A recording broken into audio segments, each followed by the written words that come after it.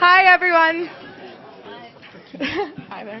Thank you all so much for coming. I just want to give a quick pitch for 100 State, which is the space that you're in right now. We are the largest co-working space in the state of Wisconsin with over 270 members. We have startup founders, nonprofit leaders, remote workers, students, lawyers, coders, anything under the sun, who all work out of our space on a daily basis. And we're so excited to be partnering with the Captimes for the Captimes Talk. And thank you all so much for coming. We just want to give a quick pitch for an event that we have on Thursday, which is 100 Vibes. It's a new way to connect, a new way to network. We're streaming it with 5'9", who's currently streaming tonight, and partnering with, we're streaming it with Field 59, partnering with 5'9". And we will be doing some VR stuff. We have a DJ in the house. We drinks. Definitely check it out. Check it out online. It's on our website, 100state.com. Without further ado, I'm going to hand it over to Chris to take the night off. But thank you all so much for coming. Thanks. Hi there. I'm Chris Murphy. I'm the managing editor of the Captimes, and I want to thank all of you for coming out tonight for our Captimes talk about talking about the state of downtown retail in Madison. Really pleased to see this crowd. We've been really looking forward to this event for a while.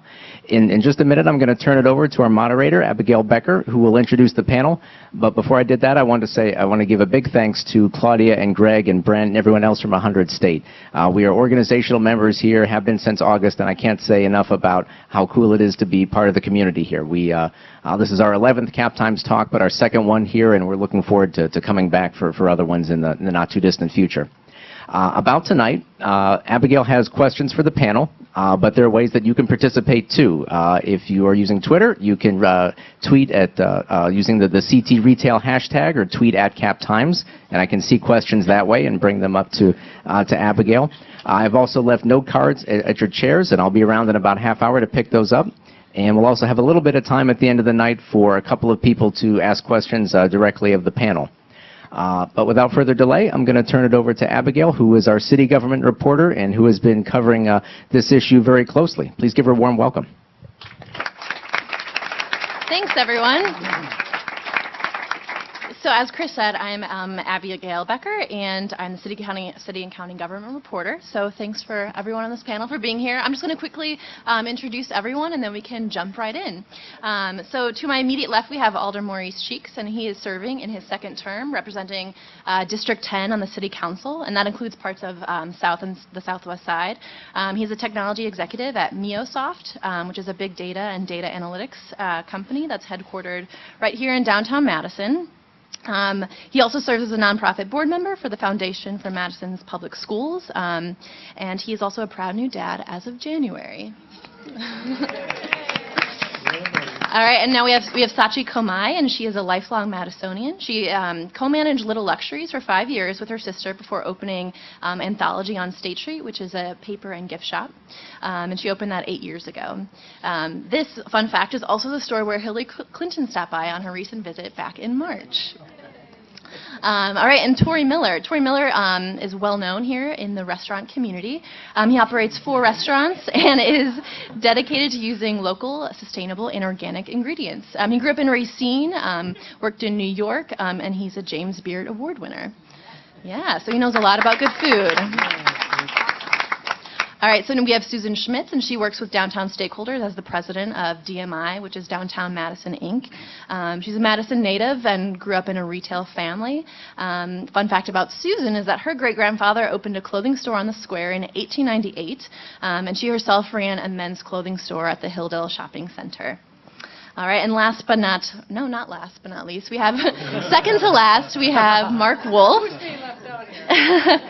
And Mark is the city's food and alcohol policy coordinator. He staffs the ALRC, the Alcohol License Review Committee, and the Food Policy Council. So he basically works with prospective and existing businesses and assists in implementing new policies. Then on the food side of things for the city, he manages several programs that are aimed at improving food access across the city. He's lived here for 10 years, and he went to UW-Madison, graduating in 2010. All right, and now last but not least, we have Alder Mike Verveer. He's a longtime District 4 City Council member, 21 years, he told me just recently, and he is current council president and represents the downtown area, so the area that we're talking about tonight. So again, thank you all for being here. And now just to kind of jump into things, and I might direct this first question toward you, Mark, if that's okay. And basically, I just kind of wanted to ask if you could explain sort of the terms of the moratorium that the mayor is proposing, just to kind of get everyone up to speed so we're on the same page. Sure. Well, on the hot seat right out of the gate here.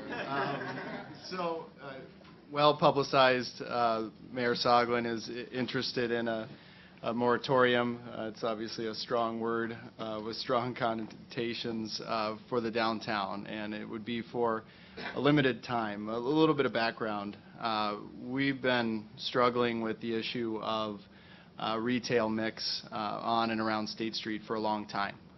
We've tried many different things, and I think one thing everybody agrees on is that we don't know enough about the changing downtown.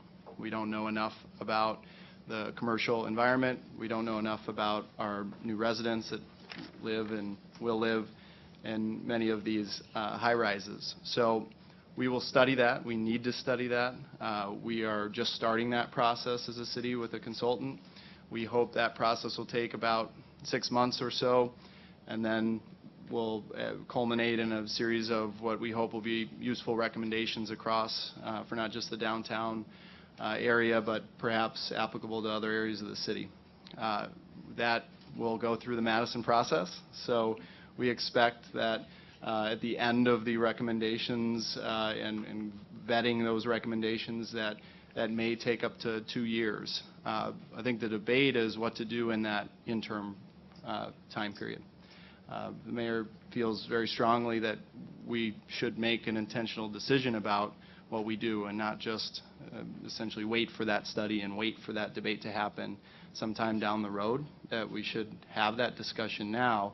I think he started the discussion from the standpoint that we should pause, especially as it relates to food, drink, and otherwise within the downtown area until we complete that study and implement any long-term policies. I can certainly get into the details, but I think that's a fair place to start right now is the question over what to do until we wait for the results of that study and finish that debate. Thanks, Mark. So yes, you brought up this idea of the mix of the business establishments on State Street. So, and this is kind of a question for everyone on the panel. But I guess, what, in your guys' opinion, what do you think makes up a healthy mix of retail and of beverage businesses like coffee shops and restaurants and bars? So in other words, what do you think a healthy downtown looks like?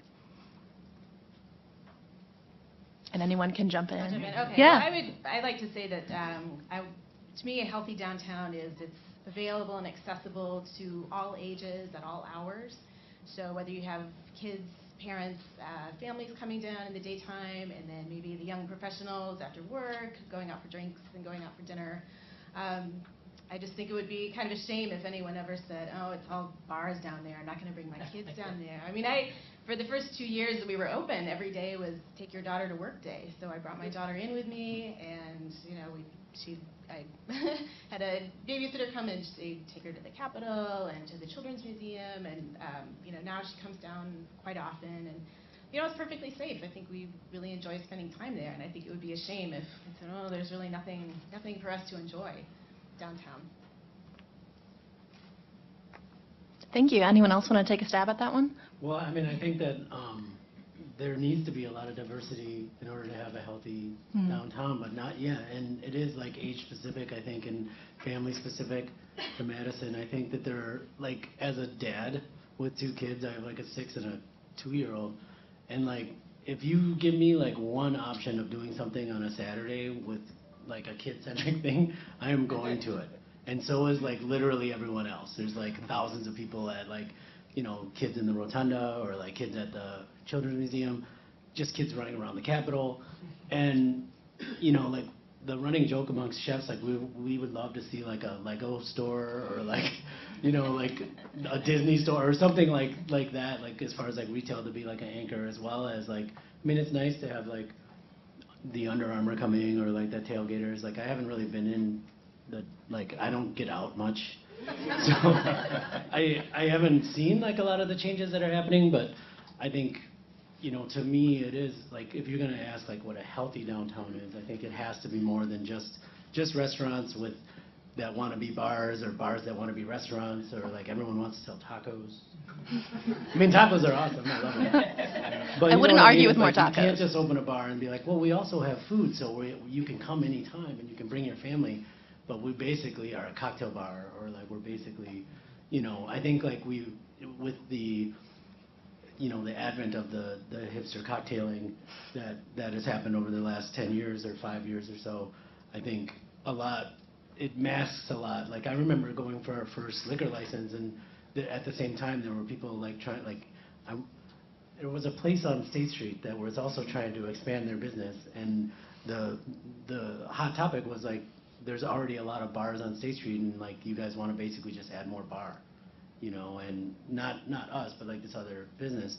And it really was, even then, like the city was kind of like, all right, that's enough, you know. But then like the expansion, I mean, I don't think anyone can argue the expansion that's happened as far as like restaurants and bars in the downtown area and surrounding area in the last 5 years, and especially like even the last 3 years. I'm part of the problem, don't get me wrong, but like it's one of those things where like it's a challenge for Madison to find that balance, because it is, at the end of the day, Madison is one of those cities that loves its Willie Street area, loves its unique businesses, loves its State Street, you know, unique shops that have been there for years and wants to support them. But at the same time, like if you go by any of the malls at any given time, they're just jam-packed.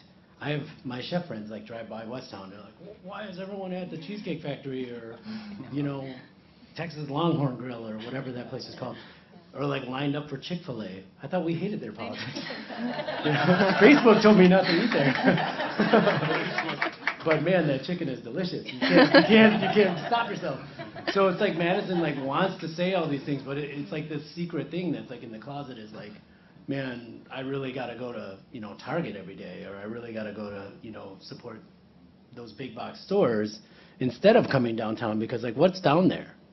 You know, like there hasn't been like that big, I mean, like if you say like, well, let's go out to eat, you know, downtown, you can name any restaurants, and a number of them are going to be really awesome, and you can go down there and support a local business. But like picking something like at, you know, downtown that's like a retail destination, you know, like an anchor, and like have the city behind that, like I don't know that that's been like a real big focus. Well, and to jump in here, I was hoping someone on this panel would be able to provide, you know, some historical context and kind of explain what they've experienced and seen on the street and on Capitol Square, on State Street and Capitol Square over the years, as far as the change in retail, the change in restaurants and bars. Yes, Susan. Well, since I'm the oldest one here, I can give you that perspective, which I think it's really helpful to go there, not to lament what we don't have there, but to understand that State Street and the Square, the way it was laid out originally over 160-some years was, okay, here you have the Capitol building, you have UW and Bascom Hall, and it's connected by a retail street. And that street has changed so many times in that 160-some years. And it's going to continue to change because the street reflects the users and the uses. I mean, there was a time when there were before my great-grandfather opened that men's clothing store, he owned a livery stable. Well, because there were horses, okay? And there were gas stations on State Street. And some people, well, even I'm looking at somebody who would remember that. We had breweries on State Street. My great uncle owned a brewery on Gilman Street. I mean, so the street has changed over the years and continues to. So when you ask the question about what do we want to see, I think we need to step back, and I think this is what's going to come from the retail study, is to take a look at who the users are and how they're going to want to use it. And we're getting more and more urbanized. We have more and more people living downtown, and that's not going to change. And they're walking, they're not driving their cars, and hopefully then we can get a school down here, and they can stay here with their kids, and so there's more for kids. So we have to look at what the users want to do when they are here. So and that's what drives it. Something I learned I had to bring this. I learned from this woman, Jane Jacobs, the wonderful book that she wrote on the death and life of American cities, and it's all about users and uses. So the street has changed over the years. There was a time when it was the retail street for the city of Madison, and some of us can remember that because there was no Easttown, there was no Westtown, there was no Hilldale. That's where everyone shopped, but it's just not that way anymore. So, but it's where everybody maybe wants to be, should be, and should feel welcome. So, and that's what my organization wants, to make sure that there's something for everyone so that everyone can enjoy the downtown. So I hope that answered your question. Yes, that does. Thank you. Yep. Well, and I wanted to ask, and this might be more directed toward Tory and to Sachi, but to kind of describe what kind of the market competition is like in retail, and then for restaurants, and just kind of what you've seen there being on the ground floor at your own businesses. Well, I could say that there's like a lot of restaurants, and I know that it's one of those things where, like, even last year, while we were opening Estrellon, we started Mackin 2 years ago, so like all the chefs are getting together and talking about our issues and things like that, which there are a lot amongst us. But the big thing is that, like everyone says, like every open storefront becomes a restaurant. If you see one, it's going to be a restaurant, bar, coffee shop, bakery, every single one of them. And that's cool because it's like now more than ever, like people are like, you know what, I've always wanted to open this kind of a place, or I've always worked in this kind of place, and I want to do it. And it's like everyone wants to support that, but the reality is that at the end of the day, you still have, well, for me, it's like I have some pretty huge restaurants. They're giant, and it's like I'm gonna start sweating and stressing out, like because it's like the square footage is like a lot, and the rent is a lot, and you still have to fill those restaurants, and you have to pay people fair wages, you have to pay the farmers what they want for their food, and pay the rent, keep the lights on, and it's not easy to do that. And you can't look at the fact that, well, 4 new restaurants just popped up around the corner to say like, oh, well, that's why. But like there is a certain point where, as Madison, because we don't have the answers, we don't know how many people are going to live in these buildings. We have high rises that aren't full, and we want to see what that population's like and get those people dining in our restaurants, and shopping in our stores. But at the same time, it's like right now, I don't feel like, we know Right. what that's going to be, but we're like letting like restaurants are running wild, because like we can, because that's free, it's free enterprise, and it's one of those things that people are like, well, I want to open a business and contribute to the community and do everything the right way. Like everybody that opens, like I want to support the farmers, I want to support my workers, I want to support the economy and the neighborhood and all that stuff. But like at the same time, I don't know where that ceiling is until we get more population downtown specific. Because right now what we see is a lot of people work downtown, but then they gotta, like if you look at, I have Sujeo on East Washington, and we would sit here and watch the cars just like line up in traffic going out of town. And we're like, someone just pull in. Don't just go home. We have good food. But like it's literally like this mass exodus. And then it's like the people that were outside or people that went home, we got to draw them back with restaurants. And it's one of those things for restaurants where there are a lot of questions that we as restaurant owners don't know, how to get those answers, which is, hopefully the city gets behind providing those somehow. Trying to be PC. Mark Woulf is right there. So I'm not quite sure. I think our only competition is more restaurants encroaching on retail space. Like Sachi closes and you get a fry place. But I actually love that we have kind of like a gift shop block, and so we all support each other. People come into our shop, they say, "Oh, Little Luxuries, send me up here," and other people say, "Oh, I'm looking for a kitchen. Oh, I'll send you to Little Luxuries or Driftless Studio or across the street at the Mocha." Or so we have a nice little concentration, and I think that's something that the mayor is saying we're in danger, because once you start losing that, that core group, then you're going to have fewer and fewer people coming in, and fewer. Right now they know if they need a wedding gift or a baby gift, they can come to this specific block. And if we lose that, yeah, it's a shame. Then there'll be less of a reason to come downtown. And so I kind of wanted to ask more also about the specific types of businesses. And I know, Susan, we have talked about the increase that you've seen in service types of businesses. So, you know, a place to get your nails done or your hair done or something like that. And I was wondering if you could kind of talk about, you know, as far as what you've seen in the increase in different types of retail. Oh, sure. And that's the other thing that, as we're having this discussion and the retail study goes through its process, I think it's important to define what retail means, because it can mean something different to everybody in this room. It can mean a men's suit store. It can mean a women's hat store. It can mean a nail store. You know, I was starting back in the 70s and 60s. But so what is retail of nowadays? I mean, we're having the Under Armour store open, and then this other, was it Team? The tailgate. Yeah, Team Tailgate, right, open, and it's, those are the kind of vintage type shirts, and it's like, well, because that's what people wear nowadays. And then there's, then you have that Arch Apothecary store on the Capitol Square that's right near you, and so that's where people go and get, you know, blowouts and on their hair and That's where I get my eyebrows done. It's just different, yeah. Or you can just get it done nicely like this. It works well in the kitchen, right? And so there are businesses, and whether they be retail, service type, whatever, that I don't even think we know what some of those businesses are yet.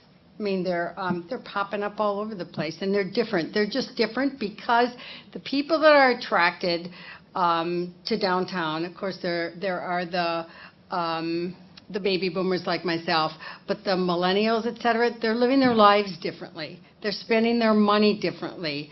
They on different items, so they want different things. I mean, hopefully we can get something that's connected with biking downtown, you know, that type of thing. So, and services, yeah, services can be service retail type, but it's going to be different, and that's why this retail study is so important, because I think the retail study is going to take a look at what is happening in the market and what's happening around the country, and what's successful in other communities, et cetera. So, so anyway, I think it's going to look, really, within 5 to 10 years, I think State Street's going to look very, very different.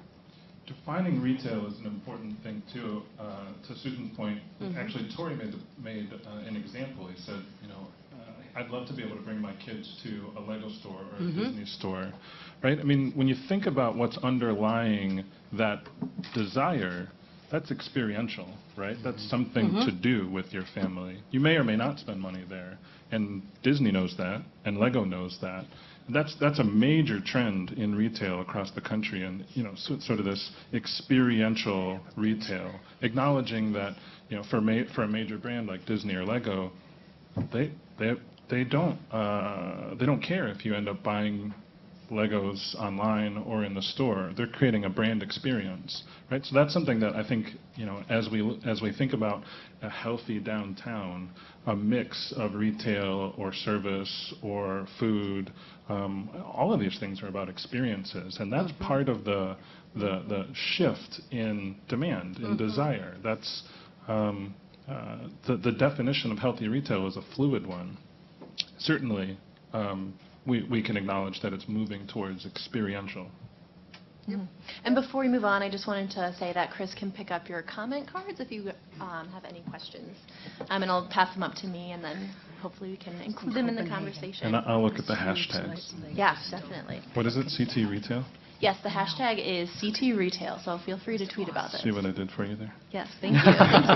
That was great. So I have a question about parking downtown, and so, you know, I kind of wanted to ask this question about, you know, what types of things downtown do you think are needed as far as like the physical structure of things, whether that's increased parking, maybe that means buses off State Street or wider sidewalks, but what sort of things along those lines do you think, if change, would make a difference for retail downtown?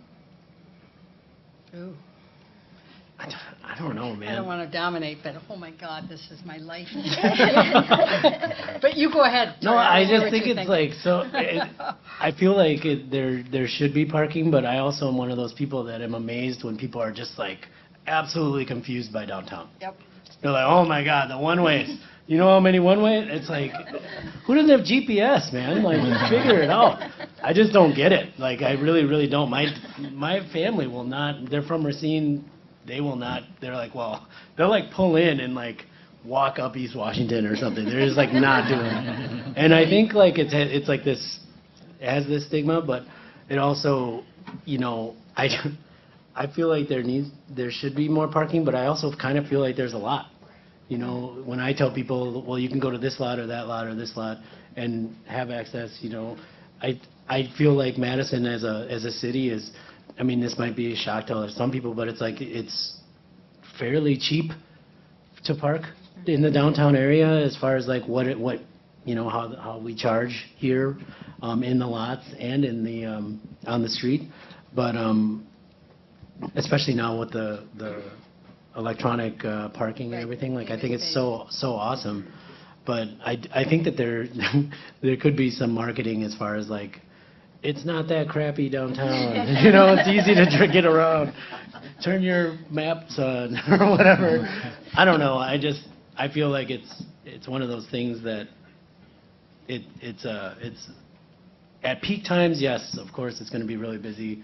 You know, it's a funny story, but like Russ Feingold came to dinner at Estrellon and his wife shows up and then he came like an hour and something later. And he was like, yeah, I pulled into a parking lot and it was totally full and I was at the top and I had to like try to back out of this thing and everyone followed him up to the top of this thing. And I was like, dude, even you, like your life is ruined by parking.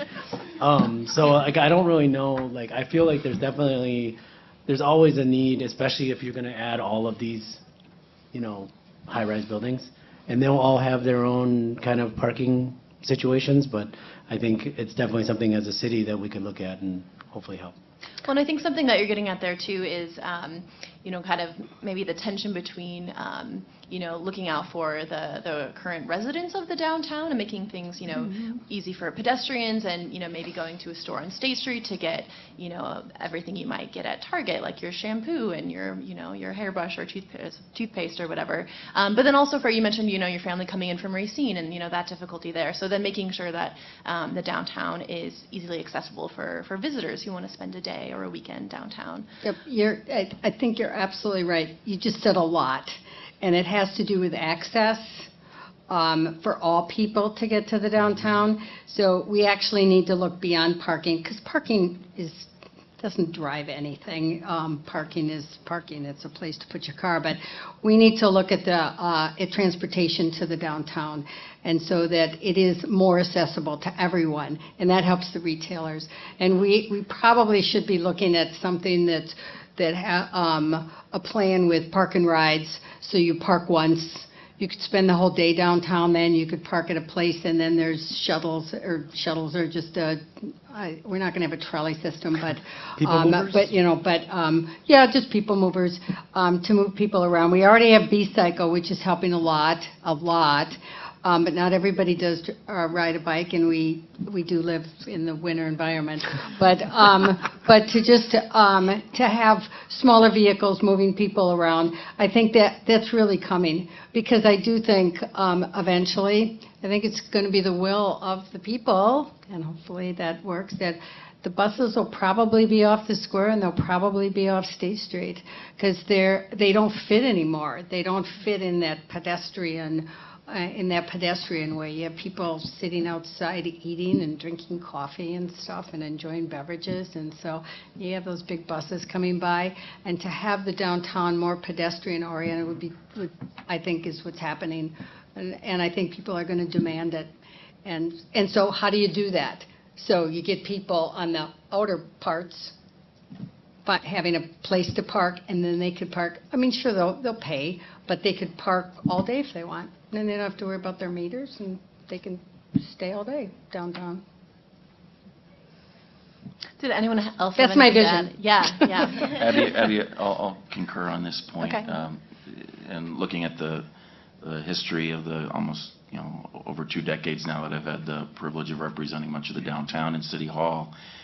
On my first day and up until today, we constantly are battling this perception in the community that downtown is unsafe and inconvenient to park by many in our community. I just cringe every couple months I see a letter to the editor, including in the Captimes, from someone in the region saying, I had an awful experience coming downtown. There are homeless people everywhere. It was impossible to park. I'm never coming to Overture again. I see Ted Dede is here, and certainly I saw hundreds and hundreds of people filing into the Lion King on my way over here tonight. So I can't overstate the importance of Overture to the health of our downtown. But in any event, the issue of safety and parking is something that we're constantly facing, the perception that the downtown isn't hospitable, isn't safe, isn't convenient. And as they say, perception is reality. So the city has tried many things over the years to convince people otherwise. I still have the battle scars my first term in office of efforts to construct a mid-State Street parking ramp that many in this audience of stakeholders recall. For those that don't, there are a lot of young people here. The proposal that was ultimately defeated by the City Council was to build a mid-State Street parking garage in the 300 block of West Gorham, think where Chasers is now. So parking is one issue that I still hear about all the time. Since Mayor Soglin brought up his idea of a moratorium in quite a public way, I've had many stakeholders say to me, the issue for healthy retail and a healthy, vibrant downtown is not so much the retail mix to them. It's issues of accessibility and safety. So I've heard, and I've talked about this with many of you in this audience, the response I often get to the mayor's proposal is, if you want to help us downtown remove the buses from State Street, if you want to help us downtown provide more parking, I'm looking at my friends from Community Pharmacy who've been begging for more parking for their customers for decades. If you want to help us make the downtown as safe and clean as possible. So, I can talk about my thoughts on the mayor's moratorium later if appropriate, but the feedback I've received during the last several months of very healthy conversation on this important topic has really been, city, let's look at other aspects of this beyond a moratorium, beyond that particular focus of what is a healthy retail mix. And I'm really optimistic that this city planning process and the staff that are heading that up are here with us tonight, Rebecca Kinnear and Bill Fruehling, that will really pay dividends and will be a very vibrant public engagement process where we can figure out what is really the barometer for what the community thinks, provide for a healthiest downtown as possible, including all the new residents. Just last night, the Madison Plan Commission approved the latest new downtown apartment, one proposed by Urban Land Interests in the Bassett neighborhood, over 100 bedrooms. So that was, just within the last 24 hours, that was approved. So in my conversation with developers, and there are many here tonight, and the commercial real estate brokers, there are many here tonight, they say that is, that the appetite, the market for new residents downtown seems limitless in many respects. Otherwise, they wouldn't be proposing all these new developments. So that is the key part of this study that the city is going to be undertaking, one that we haven't really seriously looked at in the greater State Street area since the strategic plan was adopted back in 1999. Thanks, Mike. This is a question that came up from an audience member, and it's about the rent downtown. And I think that this conversation often comes up when talking about retail and whether, especially when businesses are, moving in and out of State Street and the Capitol Square area. So for the panelists, I guess if you could weigh in on, I guess, the rent downtown and, how you think that is affecting business. It's high. And it's affecting us because if there's so many businesses and there's not enough support for people to park or people to be like, well, I would always go to community pharmacy because it's dope, but like I drove by and there was no parking in front of it, so I just had to keep going. And then there was construction the next block, and then I was just like, oh, the hell with it, I'll go to, you know, Target or Walgreens or whatever. And that, I think, such a good point of like infrastructure for downtown. If you're going to continue to let downtown be a skyline of cranes, then you have to at some point be like, well, what is the city doing to support that infrastructure as far as like businesses and residents and, you know, pedestrians, and, you know, people still need to ride the bus and still need to like do all those things. So I think like the rent has continued to grow, and you know, it's like it's like not even a real number to me when I think about how much we pay in rent, but it's like one of those things that like if I actually do start thinking about it, I just like freak out. So I'm not going to do that. Please don't freak out. Sachi, did you want to weigh in on this at all? Oh, sure. Well, actually, I would urge everyone to read, so from the Institute for Local Self-Reliance, they just had a recent report called Affordable Space, How Rising Commercial Rents Are Threatening Independent Businesses and What Cities Are Doing About It. So, you know, I can kind of give the gist of it, but I think this is happening all across the country. So this is kind of, Madison is just a part of it, but you've got investors kind of with money to burn. Everyone is, you know, converging. You've got really dense downtown urban areas. But unfortunately, with all this development, it's pushing out the local family business, local businesses. You know, they're creating these cavernous spaces, like 10,000 square feet, that who can go in there? Well, it's going to have to be a big sports bar or something. So someone who's, you know, my sister and I, we just started out in this 1,000 square foot space, and that's just becoming more and more rare. So it's just, unfortunately, downtown is just becoming more and more hostile to entrepreneurs. And it's an interesting time because I know quite a few boomer business owners who are hoping to sell. They're ready to, you know, retire and move on. And I don't know if, you know, millennials are going to have the money to, they're probably so saddled with college debt already, but I don't know if they're going to be able to take over. And, you know, they're wonderful opportunities, but, dealing with rent, trying to negotiate that, it's going to be hard for them. Well, and I guess just to play devil's advocate here on the rent issue, I guess one could say, well, you know, being downtown, that's prime real estate. You get a lot of foot traffic. That's really great for your business. So rent should be higher. And if you're a successful business and are staying, you know, competitive, that I guess you should do okay. So I don't know. I mean, I guess is that, you know, kind of a valid counter argument there?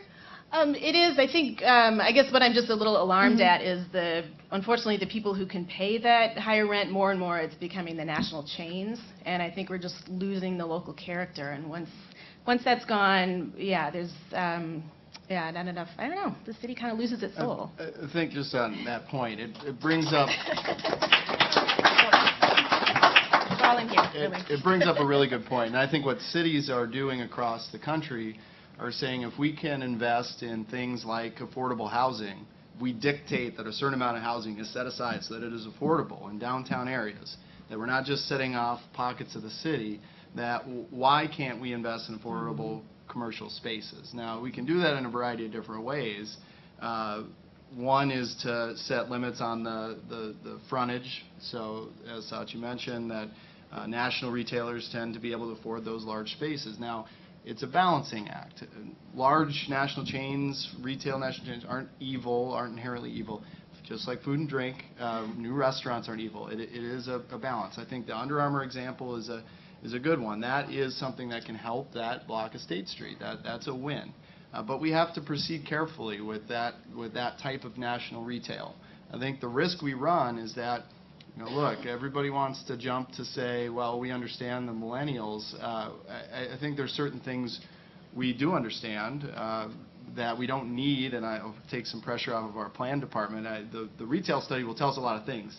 It will not tell us everything, and it will certainly not solve all of these problems. We're still going to have a policy debate at the end of the day that says, where do we want the city to go?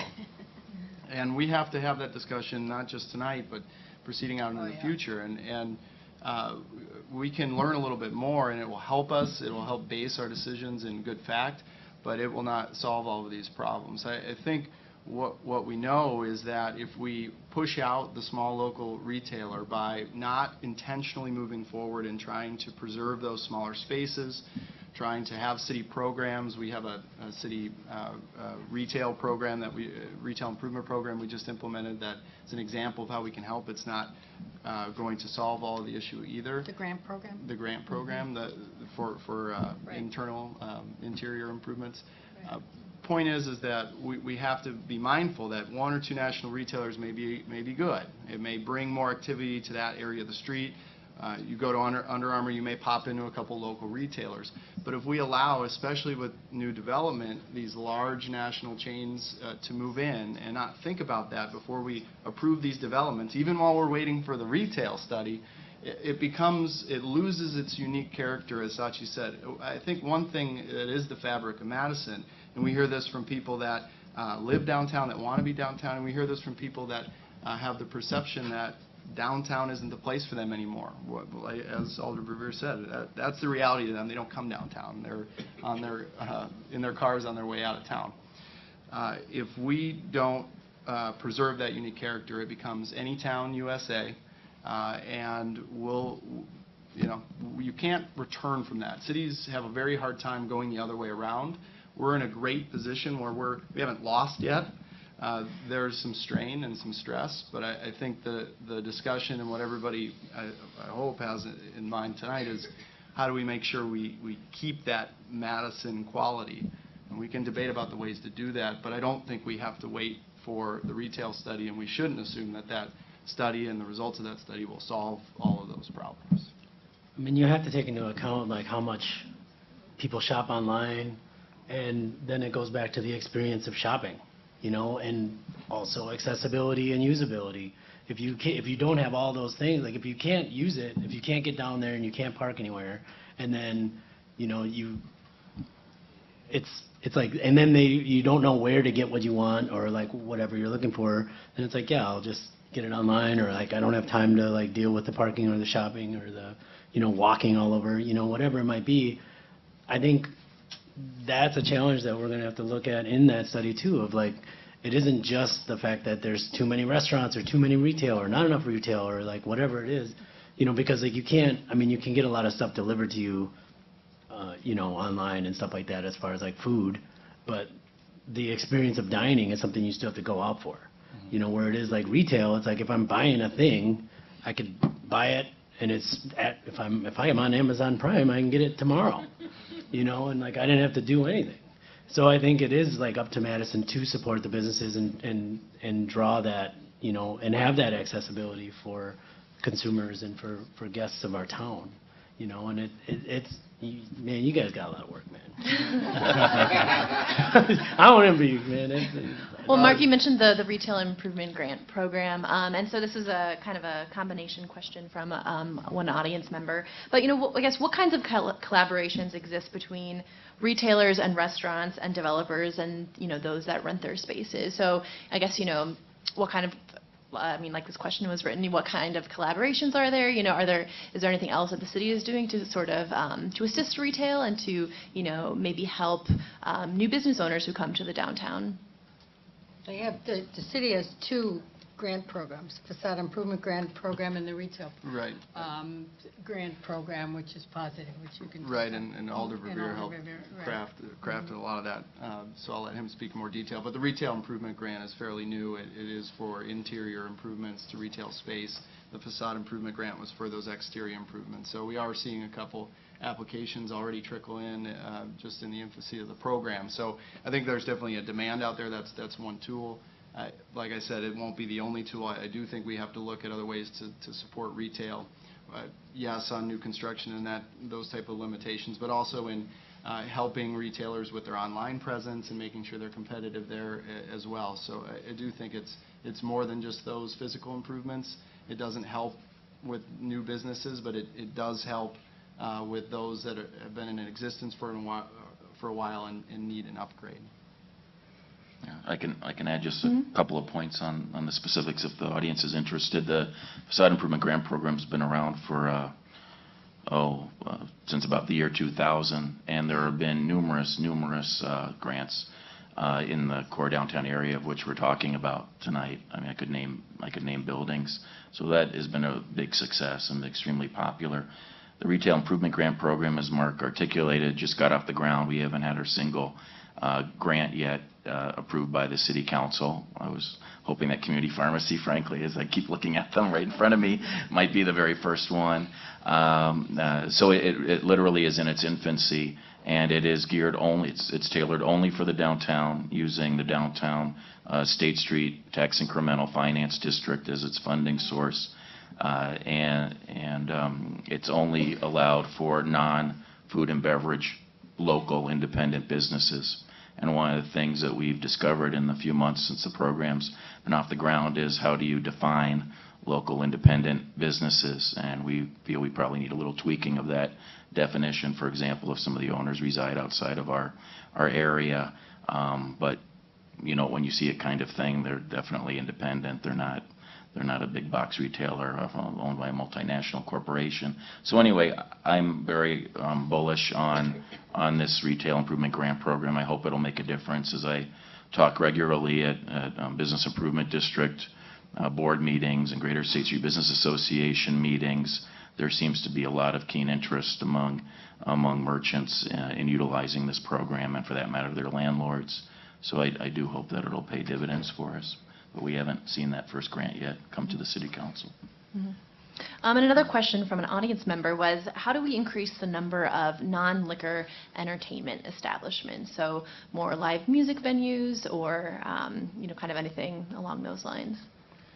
Well, I have experience on the licensing side, and we had, going back to my time on campus and trying to see an increase of those type of establishments, it's almost impossible to have entertainment in a downtown district without alcohol sales if you want to have fairly affordable ticket prices.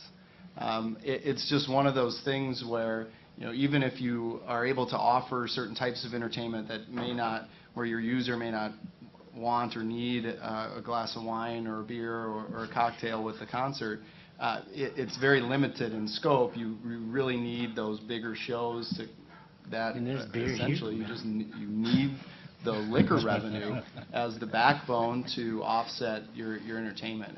You know, we've wanted to see some of that. It hasn't happened. Okay.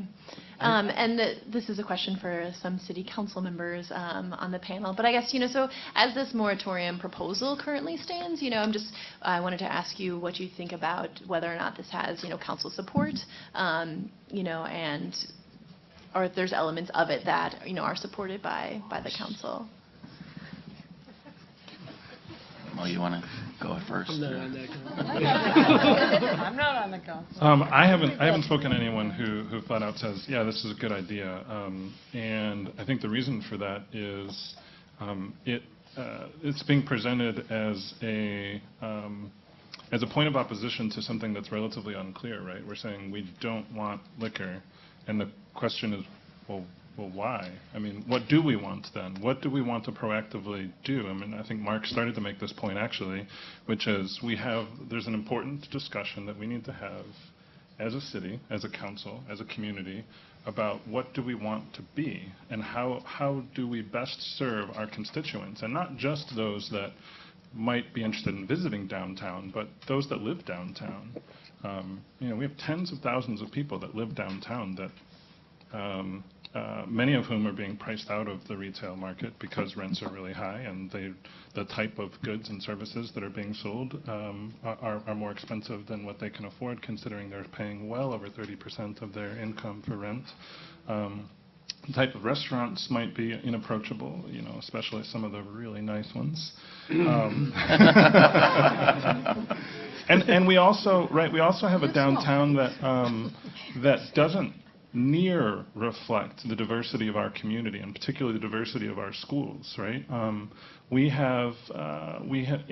community has grown considerably just in population numbers over the past generation, but drastically in terms of relative diversity, and that's not reflected at all in in the attendance of even something that seems free, that seems really approachable, like a concerts on the square or a farmer's market, right? So that begs the question, does that matter to us? Does that matter to our community that we are not, we're not creating a diverse and vibrantly diverse downtown? And why not? And what do we do about that, right? So the question's much bigger than, in terms of what do we do to build a brilliant downtown, acknowledging that a downtown is going to be fluid, that the vibrancy of a downtown is going to be fluid, and it's going to change, and the next generation of downtown won't look the same as the last generation of downtown. How do we acknowledge that and move ourselves in a direction towards that? I don't think that discussion starts with, let's create an alcohol moratorium. I don't think anyone on the council believes that's the beginning of that discussion. I agree with Mo's very articulate statement of where I think things are at among my colleagues on the city council. Why don't I just perhaps get into, at the risk of sounding like this is inside baseball, that might be not of interest. I can't help myself and just let you know where the proposal sits. There might be some of you that believe that the proposal might be considered by the city council any day now. That's not the case. So Mayor Soglin appeared before both the Alcohol License Review Committee and the Plan Commission in the last couple of months and presented the notion to the two committees that would be taking the lead, consideration and recommendation to the full city council. There is, and Mark certainly could jump in if I stray in any of my status update for each of you, but there is no proposal yet that's been introduced by the mayor. I don't know that the city attorney's office has even drafted a specific proposal. What it would actually be is a zoning text amendment using the city's zoning authority granted by state statute. So for there to be a moratorium on food and beverage, it would have to be a zoning text amendment. That's why the Plan Commission is very much involved. And as you heard from Mark earlier, the mayor's proposal at this point would be both alcoholic and non-alcoholic beverages. So the ALRC would not have any exclusive jurisdiction in that regard, since it's non-alcoholic beverages as well that would be covered. So the mayor has really just started more of a public outreach and listening session kind of thing. Many of you were invited and attended a meeting that the mayor had about a week and a half ago or so. It was largely property owners and commercial real estate brokers that were in that audience. I was there. I would say the overwhelming feedback that the mayor received was negative to his proposal, to say the least negative. I think my friend Sandy Torkelson was the president of GSSBA, and you all know the owner of Room of One's Own Bookstore might have been the only one really that articulated encouraging words to the mayor that day. The mayor then has set up a meeting more geared toward retailers because there were so few retailers present at that meeting. So is it next week or in 2 weeks? 25th. 2 weeks on Wednesday? May 25th? No. At 8 o'clock. Yeah, 8 a.m. at Central Library, third floor. So that's an open invitation, but again, the mayor would really like to have retailers there. So folks like Sachi and Laura and others that are in the trenches and are retailers to hear their feedback. So again, nothing has been introduced. There's nothing to read. The mayor did produce a 2-page kind of summary document, which Mark certainly crafted with his boss. And so that's where things are at in terms of a status update. I agree with as I say, what Mo's kind of pulse of the council kind of thing, and we have some colleagues here tonight as well, including many former colleagues, by the way. But I don't know of any specific colleague that has told me that they were supportive of the mayor's moratorium as they understand it. So as of tonight, I would say that my estimation is that there is probably not much support on the city council for a blanket moratorium for food and beverage establishments in the core downtown area. I could be wrong. Certainly I've been proven wrong many times before in City Hall and in predictions, but that's where I think it's at now. And I'll just end on this note, Abby, that personally, as of tonight, I have said publicly and I've said privately to the mayor that I could be supportive of something that is much more limited in scope, something that is more going back to the original alcohol license density ordinance, or ALDO, as some of you know the acronym, that was first established by the City Council back in 2007, and that would get at the issue of nightclubs and taverns, because one of the other things that the mayor, I've heard say many times, is his concern that State Street might turn into Bourbon Street on New Orleans or 6th Street in Austin, and that someday it'll be like nothing will be open during the day hardly at all, that it'll only be nighttime uses, nightclubs, taverns, etc. So I can see perhaps, and I don't know if there'd be council support for this either, by the way, but I could see myself going back toward covering more of the geographic State Street area with something prohibiting the number of taverns and nightclubs. By the way, that prohibition was greatly scaled back a couple years ago, and it only covers the 500 and 600 blocks of State Street and University Avenue and Gilman, Francis, and Lake Streets today. So Hopcat, for example, under the former law, would not have been permitted to be licensed as a tavern on West Gorham Street, but we rolled back Aldo. We have Aldo Light on the books, if you will, now, and that's why Hopcat was able to be lawfully licensed, and obviously has been operating for many months now. Well, judging by the time, Chris, did we want to? If I might, yeah, just go because for it. I'm not a council member, but I'm the other representative of an elected official. I think one thing I'm always told to say is that the mayor is a very reasonable guy. So, who tells you to say that? So I think we're certainly starting from one perspective. Of course, we know that there's not strong council support, to say the least, in this current iteration. I hope that the discussion is about what we can do, if anything, in the interim. We will introduce something. We want to solicit some more feedback, alter the original proposal, and bring back something introduced formally to council. I think our point, though, is that by doing nothing, that is an intentional decision. And we should be on record making that decision intentionally, that we will do nothing until that study is done and we have that more information. But the retail environment is changing. It continues to change. And Alder Cheeks is absolutely right. Downtown is not for everybody. It's not for everybody. If you walk around at any time, it's not for everybody. And more of the same during that time will produce the same results. So I understand that there's not that support. That hasn't deterred Mayor Soglin before. We will certainly get and solicit that feedback. We welcome additional feedback. I certainly think there's aspects of this that he is open to walking back on. But again, we want to be very clear and intentional that doing nothing is a conscious decision. And so we'll be on record at least having that open discussion publicly and on these committees in the community and with the City Council. Could you explain that a little more? What do you mean? That's a conscious decision. Just give me a little more feedback on that. Right. So to stop any kind of anything. It's a conscious decision. To do nothing right now. To do nothing. So the moratorium would be doing quite a bit. Mm-hmm. Nothing about what? Right. Like, what's the problem we're trying to solve? The problem we're trying to solve is a very demonstrable decline in retail over the course of the last 10 to 20 years. What's the problem, though? The problem is that we're getting too much food and drink dominated space, that what you're seeing is a decline in the users during the daytime hours. I mean, ask our retailers if it's good for business if the only foot traffic you see on the street is 5 p.m. later or worse. We know that we're seeing a decline in retail. We've done that study. The square footage over time, we were at 25% 25 years ago.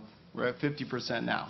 So that has happened. We're seeing that trend. That's what we know. We don't know some of the detailed demographics.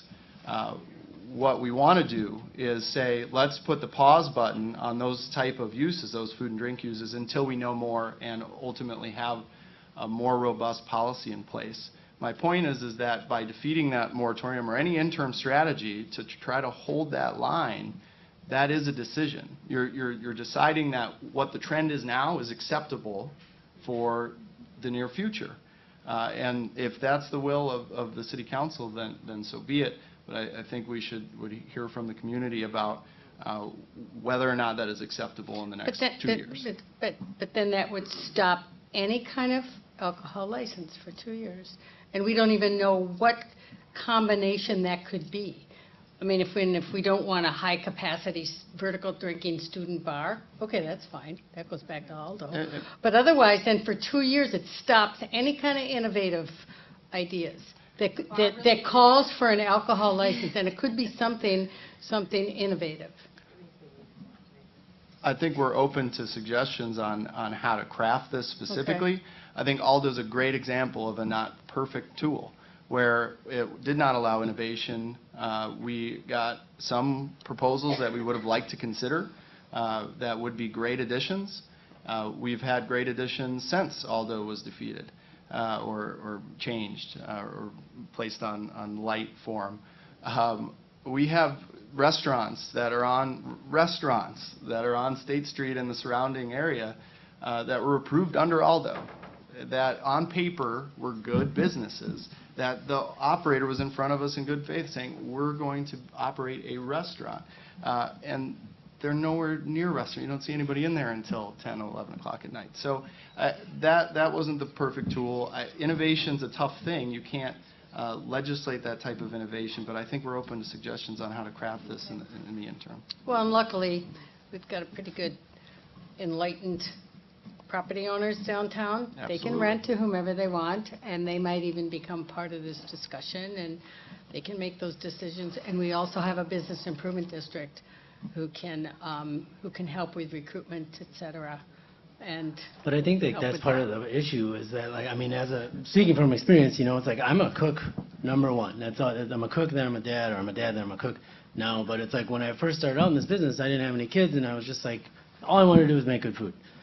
So along comes a business developer with an empty space. Hey, we have this empty space. Like, oh, dope. Like, I could do all this and, like, expand this, and then that'll be cool. And then we do that, and then it's like another place. Oh, man, I got this space. We want to get a foothold on this corridor. It's going to be awesome. And I'm like, no. They're like, well, we'll give you this fat deal, and, like, we really want to get, you know, restaurants in here. And it's like, I literally, like, because I'm a cook, I literally say to my business partners, hey, man, if you tell me that we're some dumbasses for not taking this deal, then we'll do it. And this is what I want to do with it. And then along comes another developer that's like, hey, man, I got this huge space, and, like, you could put all this beautiful stuff in here. Look at this beautiful. And I say the same thing. It's like, do you think I want another job? Like, I got 4 jobs now, plus being a dad. And it's like, so it's like, I feel like there is a point where you have to start thinking about, like what you said, like what Mo said, was just like, is it for everyone? Do we want to make it more diverse? Do you want to define what affordable housing is? Because I know how much money I make, which isn't a lot, and I can't afford to live downtown. So I live out in almost Verona, so that I can have 2 bedrooms, so I can have my kids and my, like all of that stuff, and I have to drive downtown every day and find parking. So it's like, you could take the bus. But I'm saying it's like there has to be a point where like the people that are putting the cranes up downtown have to start being accountable for what is downtown. And it can't just be because, well, someone said we need more housing downtown because there's a huge population that's growing here and all of these things, which I do agree with. And I would be happy if there was like this great population of infrastructure for my restaurants, believe me. But I do feel like there is a little bit of like, I don't know what the expression is, where it's like the cart before the horse or the horse before the cart, where it's like, well, all these people are going to be coming downtown to live, so we have to have stuff for them to do and places for them to live, and we're like throwing up these huge buildings, and it's just like nonstop, and then every building owner is like, you know what we need? Restaurant. You know, like you can't name a new building that doesn't have it in there, and like, believe me, like I'm so grateful for every gift that I have in my life and all the restaurants and all the things, but it's like, even in the middle of it, I was like, what are we doing, man? Like, are we going to be able to fill these freaking restaurants to, like, do all the things we need to do? And I don't know. You know, and I don't know that this is like, because I really do wish that there was more affordable housing. I do wish that more of my friends could eat in my restaurants. I do wish that they could afford to live and enjoy the things that Madison has to offer, but I just don't know that just saying, well, it's because there's no retail or because there's too many restaurants and bars, that's the issue. I think that there has to be some more accountability beyond the actual businesses that are there, and some more kind of focus put on like working with the landlords to like hopefully be able to like provide spaces for people that can afford to be downtown. But that's what we're talking about here. We're talking about the multifaceted challenges of being a growing city, Totally. of being a city that's sort of making that transition from thinking of itself as a small town, as a college town, to being an urban environment. And here we are talking primarily, at least at this point, about a moratorium on alcohol, right? I mean, it's clear that that moratorium, right? But it's clear that that's not a start. I don't know where that idea is channeled from. Like, it's not being channeled from the local business owners. It's not being channeled from the will of the city council. It's not being channeled by the will of the downtown homeowners. It's not being channeled by the folks that wish they could park downtown. It's not being channeled by the communities that don't currently frequent downtown and wish they felt comfortable or safe downtown. I literally have no idea why this is a reasonable thing for us to be sitting around talking about. Why is that the starting point of this important discussion about the next generation of downtown Madison? It's also not being channeled from best practices in downtown revitalization. It's literally, it's like, what? Hello? What are we talking about here? Right. I'm with you. I was just going to jump in here and say it's about 10 after 8, and so we do have a couple of minutes for some questions from the audience, if anyone wants to chime in. Is there and anyone? Chris can bring over the microphone. Hold them back. Oh, I'm not in charge of this. Maurice, you talked about retaining people from UW to be in the city, and that retaining those people will increase cultural diversity, and that's one of those things that we want to work on. So even though you say that maybe the bar scene is a non-issue, I see that as an issue. Like, what sort of culture are we promoting to these students to stay in town, and how can the downtown area affect and change that? So that's a cool question that has several discussion points, right? So I probably absolutely said that it's important for us to retain talent in the city. I probably didn't say specifically that we need to retain the diversity of the university, because the diversity of the university is not a sentence that we can use in honesty. My apologies. No, it's fine. No, it's fine. So how do we make it possible for people to live downtown? How do we make it affordable? I mean, these are the questions that I think we should start with, rather than how do we make it so that people can't serve alcohol downtown for the next or new alcohol-related businesses can't start for the next 2 years. I don't mean to suggest that alcohol is a non-issue. I don't mean to suggest that we don't need to be intentional about guiding the way that our community is going to evolve. I think the market will certainly suggest the demands of the users, will suggest trends, but I think that we do have a role to play as a community to try to help steer what we want to be. Right, and the demand, and that can be reflective. That can be dictated in policy. I think that that's a proactive thing rather than a reactive thing. I think that's something that we can do to incentivize the world that we want to live in, to promote the world that we want to live in, not stiff-arm things that that we're scared of. Right? I mean, the underlying argument for we can't have more alcohol is it's change. Yeah, retail has changed. The demands of downtown users has changed. I mean, how do we acknowledge that and move forward as a community and continue to try to maintain the vibrancy of gift shops and other things that we want to be able to support. I just simply don't think it starts with a moratorium on alcohol. I don't think that's a reasonable place to start that discussion. If I can just Please chime go ahead. in, I'd like, because I so agree with you, because we need to be focusing on the whole inclusiveness issue. I mean, downtown is wider than the rest of the city is. The numbers show it. We've got to be working on that, looking for minority-owned businesses downtown, entertainment venues for minorities, et cetera, and then affordable housing. Affordable housing is huge. It's huge here. It's huge in every city in this whole world right now as we get so much more urbanized. And you're looking at people having to spend more than 30% of their income on housing. I mean, it's a big deal, and that's for me, and even for my organization. I mean, those things are important. This is a moratorium is a non-starter. We got to be working on these kind of issues, really, really important issues. And so then maybe some of your workers could live downtown, and even, they could walk. I mean, seriously, those are, I mean, all of this vitality downtown that we are seeing with the restaurants and hopefully some increase in entertainment districts, et cetera. I mean, we've got to be able to get the people here.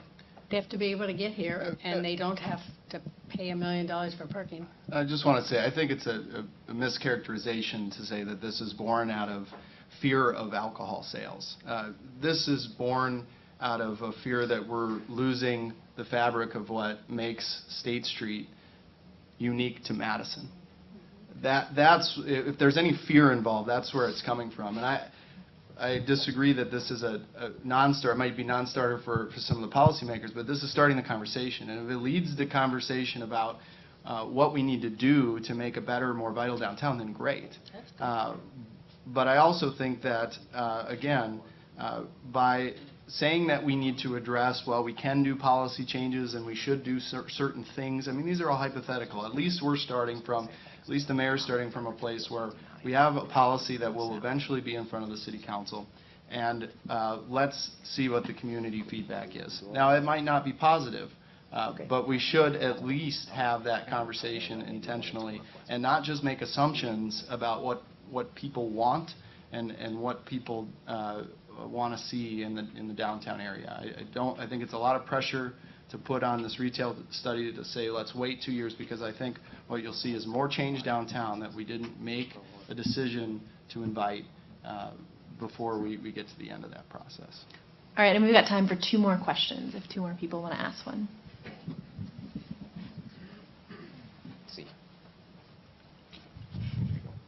Thank you.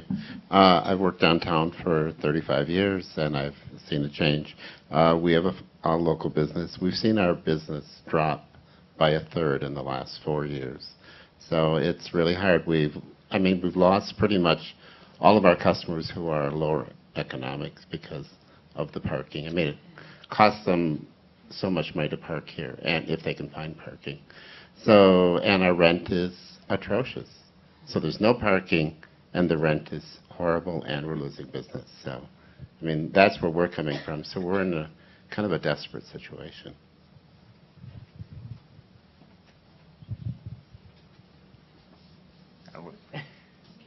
I guess it's not a question. No, this is...